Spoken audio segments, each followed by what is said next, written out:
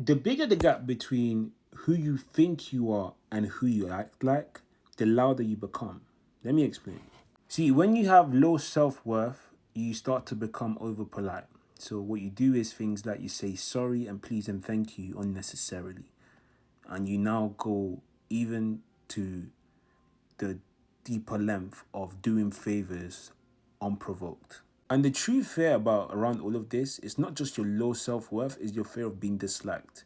So it's like you latch onto other people's self worth so that you can feel better about yourself. When you can sense that someone's always been assertive, it's because they fear being powerless. That's why they protect their assertiveness, so they need to be the most powerful person in the room because the opposite of that, which they felt, is something they never want to feel again.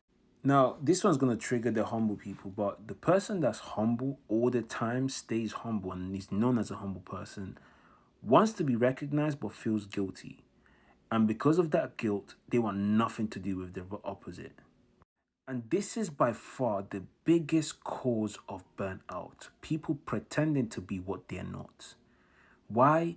Your body knows it and is tired. The best way to describe it is imagine the wound represents fire. What your personality and your mask is doing is the smoke. And the bigger the smoke, the clearly the bigger the fire, but sometimes it's just plastic and it's really smoky. I hope you get the point. The best way to stop this is by understanding how to recalibrate, rebuild, and reframe yourself. You recalibrate yourself by stopping the reaction. You start to get honest with yourself. You rebuild yourself by creating the boundaries that protect you and the new identity you set. And then you reframe yourself by letting go of whatever wasn't part of your identity in the first place. Once you go through this process, you're going to become not just brand new, but you're going to be able to start having authentic relationships and conversation with people because you got one life to live. The last thing you want to do is spend it being someone that you were never supposed to. Now, follow me for more value. And if this is you, drop me a message and let's get to work. I'll see you in the next one.